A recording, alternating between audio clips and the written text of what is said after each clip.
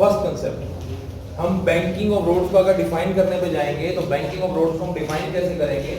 ये एक प्रोसेस है। ये क्या है? प्रोसेस है। और उस प्रोसेस के अंदर जो सड़क के दो किनारे होते हैं वो कभी भी सेम लेवल पे नहीं बनाए जाते, वो कभी भी सेम लेवल पे नहीं आते। सड़क के किनारे को एज बोलते हैं। क्या बोलते हैं? एज। जो किनारा अंदर की तरफ होगा वो इनर एज, और जो किनारा बाहर की तरफ होगा वो आउटर एज। क्लियर है? और कभी भी दो एजेस एक बैंकिंग ऑफ कंसेप्ट में, मतलब बैंकिंग ऑफ रोड्स के कंसेप्ट में सेम लेवल पे नहीं होते। क्लियर है? उसका कारण होता है जब भी हम एक प्लेन की बात करते हैं, हम ये प्लेन एरिया में रह रहे हैं, तो यहाँ पे जो सड़क होती है ना वो देखने में ऐसी होती है। ये मेरे दो हाथ दो किनारे हैं, और सड़क जब भी आप ऑब्जर्व करोगे प्लेन की, तो वो दोनों जो उसके किनारे हैं वो सेम लेवल पे। कहां पे होंगे? Same level. बीच में हल्का सा उसको उठाया जाता है ताकि बारिश वगैरह का पानी साइड में चला जाए। यही कंसेप्ट है। जब हम पहाड़ों में जाते हैं, माउंटेन्स, तो उसमें क्या होता है, हमें सीधा कम चलना है, मोड़ ज्यादा मुड़ना है।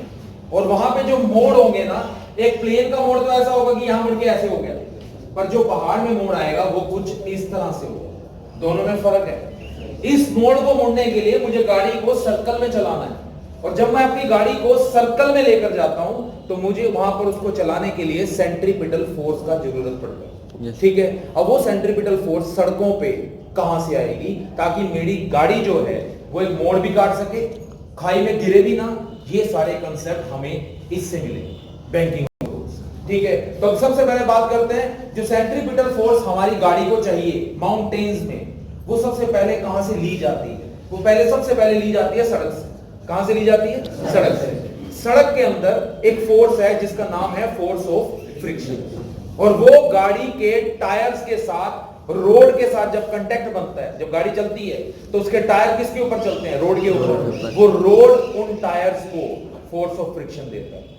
तो एक कंसेप्ट तो ये है, सड़क से ही मुझे फोर्स ऑफ फ्रिक्शन मिलना है, और वही फोर्स ऑफ फ्रिक्शन मुझे सेंट्रीपिटल फोर्स प्रोवाइड करेगा। ये तो क्लियर हो गया। अब होता क्या है, अगर मैं दोनों किनारे सेम रखकर उस फ्रिक्शन की मदद से गाड़ी घुमाऊंगा, तो जब तक मैं स्टीयरिंग को घुमाऊंगा ना, गाड़ी घूमेगी। पर स्टीयरिंग पावर स्टीयरिंग होते हैं, तो जैसे ही हाथ हटाऊंगा स्टीयरिंग वापस आ गया, गाड़ी भी सीधी हो जाएगी, और सीधी होगी तो वो घूमने की बजाय खाई की तरफ जाएगी। समझ आ गया? इसलिए सेम किनारे रखना पहाड़ों पे पॉसिबल नहीं है। क्यों? क्योंकि वहां पे जो फोर्स ऑफ फ्रिक्शन है वो मुझे उतनी सेंट्रीपिटल फोर्स नहीं देती है जितनी मेरी गाड़ी को बिना स्किड किए चलने के लिए चाहिए। स्किड का मतलब फिसले बिना, तो इसका मतलब मुझे ज्यादा सेंट्रीपिटल फोर्स चाहिए। तो नेचुरल है मुझे वहां से फ्रिक्शन का वैल्यू भी क्या करना पड़ेगा? ज्यादा। इस प्रोसेस के लिए मैं क्या करता हूं? बैंकिंग। क्लियर हो गया? तो बैंकिंग कैसे करते हैं? बैंकिंग करते वक्त हम प्रोसेस क्या करते हैं? It is the process of raising. What do you mean by raising? उठाना। किसको रेज करना है? आउटर एज को। किससे ऊपर उठाना है? Inner, above the inner as. इस प्रोसेस को क्या बोला जाता है? क्लियर हो गया? उसके बाद वो पूछता है व्हाई वी डू बैंकिंग। हम बैंकिंग क्यों करते हैं? तो आपका आंसर होगा to get the required centripetal force. समझ आ गया? और ये सेंट्रीपिटल फोर्स हमें कहां से मिलेगा? The friction between the road and the tyres will provide necessary centripetal force। I think theoretical concept तो समझ आ गया होगा। डायग्राम में आ गया। ये डायग्राम सड़क का अंदर का किनारा है, तो इसको लिखा इनर एज। ये डायग्राम के अकॉर्डिंगली बाहर का किनारा जो खाई की तरफ है, इसको आउटर एज। अगर हम ये वाली लाइन बनाते तो ये साफ था, दोनों लेवल सेम थे, पर मैंने क्या किया, बाहरी किनारे को इसकी बजाय इतना ऊंचा उठा दिया। आगे डेफिनेशन का पहला part, the process of raising, उठाना। कौन सा किनारा उठाया? आउटर है, तो आउटर एज उठा दिया। किससे ऊपर उठाया? इनर एज से। ठीक है? इस प्रोसेस को बैंकिंग बोलते हैं। तो बेसिकली बैंकिंग में एक स्लोप बना दिया जाता है। क्या बना दिया जाता है? स्लोप। ये incline.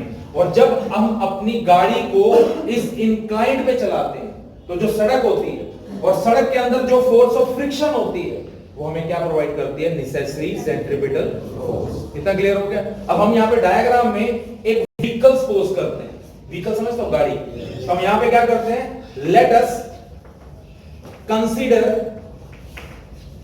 A vehicle of weight mg। Weight तो सबको पता है, मास को ग्रेविटी से मल्टीप्लाई करने पे वेट बनता है, और ग्रेविटी हमेशा नीचे की तरफ होती है, इसलिए वेट भी किस तरफ जाएगा? डाउन।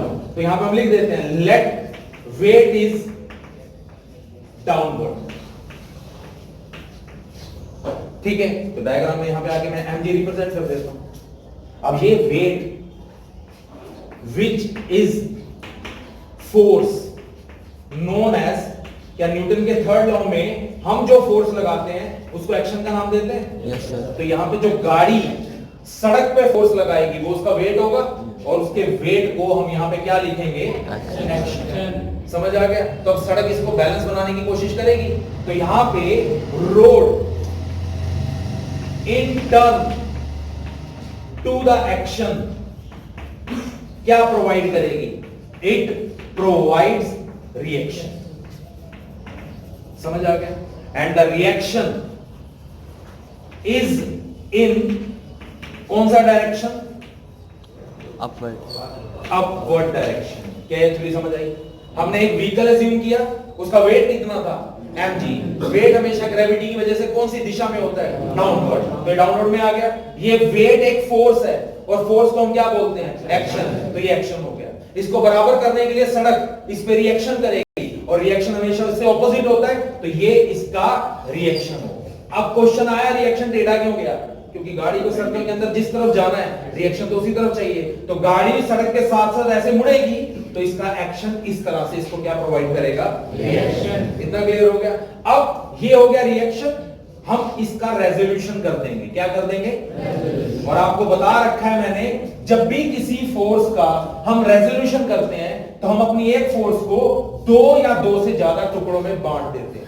तो यहां पे मैं अपने रिएक्शन को रिजॉल्व करूंगा। ठीक है, कितने टुकड़ों में? दो में। तो हम यहां पे लिख देते हैं let reaction is resolved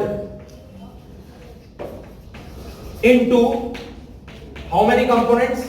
to components. उसमें से फर्स्ट कंपोनेंट मेरा रिएक्शन बैलेंसिंग वेट होगा। पहला कंपोनेंट कौन सा होगा? जो इसको बराबर करेगा, तो वो कंपोनेंट मैं यहां पे लिख देता हूं Rx। समझ आ गया? और जो दूसरा कंपोनेंट होगा वो कौन सा होगा? The component helping the vehicle to take turn. समझ गए? इस रिएक्शन से हमने दो हिस्से कर दिए। कौन से हिस्से? एक Rx और एक Ry। ये तो समझते हो? उसमें से एक हिस्सा मेरी गाड़ी के वेट का क्या बनाएगा? बैलेंस। और दूसरा हिस्सा मेरे को गाड़ी को टर्न लेने के लिए मदद करेगा। इतना समझ आ गया कंसेप्ट? अगर हम रेजोल्यूशन के अकॉर्डिंगली चलते हैं तो रेजोल्यूशन में Rx का वैल्यू क्या होता था? What is the value of Rx in the concept of resolution? ये देखो, ये रेजोल्यूशन R का करना है, तो यहां पे क्या आता था? Rx। यहां पे क्या आता था? Ry। ये समझ गए? उसमें से हमेशा याद रखना Rx का वैल्यू R cos थीटा, अगर यहां पे थीटा लिया जाए, ठीक है, और Ry का value R sin theta.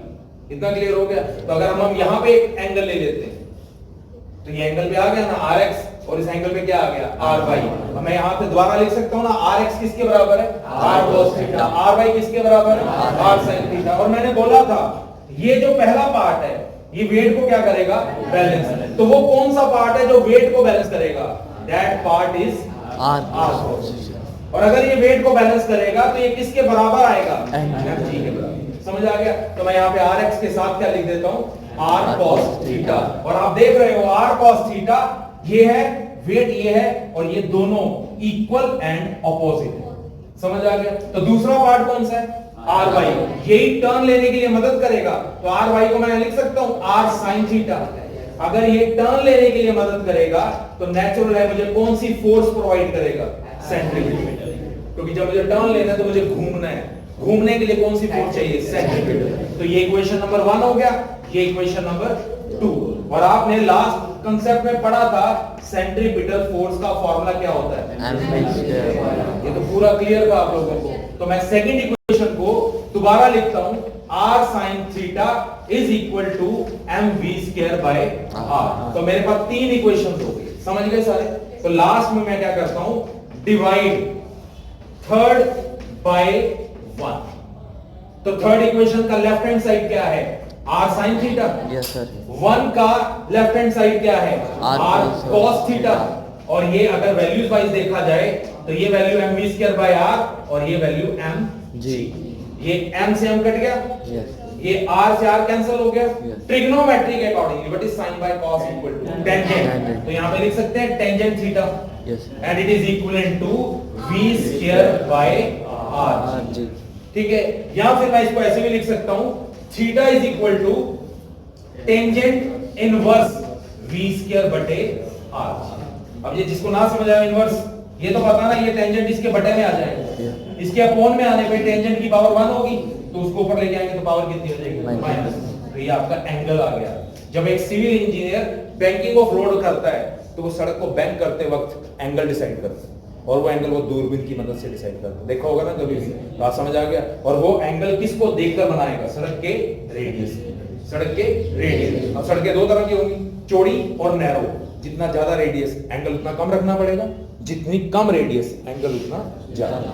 Clear हो गया। और दूसरा पॉइंट और लास्ट पॉइंट इस कंसेप्ट का, जब हम माउंटेन्स में जाते हैं तो वहां पे एक स्पीड लिमिट देता है ना, yes. जैसे यहाँ पे भी होती है 90, तो वहां पे जाकर 50-60 पे आ जाती है। yes. वो ये तो रहा फार्मूला।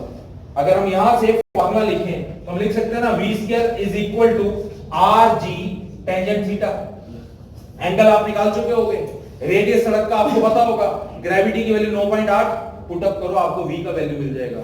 यहां से वो सेफ लिमिट, जो सेफ लिमिट है स्पीड का, वो निकाल दिया जाता है, तो वो बोर्ड के ऊपर मेंशन कर दिया जाता है। तो जब एक सड़क की बैंकिंग करते हैं, एंगल को, रेडियस को और ग्रेविटी को मल्टीप्लाई करके आप अपने गाड़ी को चलाने के लिए जो सेफ स्पीड लिमिट है वो डिसाइड करते हो, जिससे आपकी गाड़ी टर्न भी ले और खाई की तरफ जाए भी ना। तो सेफ स्पीड लिमिट जिसके साथ गाड़ी टर्न लेगी विदाउट स्किडिंग, स्किड करना मतलब समझते हो, yes, बिना फिसले, वो सेफ स्पीड लिमिट कितनी है, v square is equal to rg tangent theta। This is the concept of banking of roads। Clear हो गया concept सभी को, बोलो।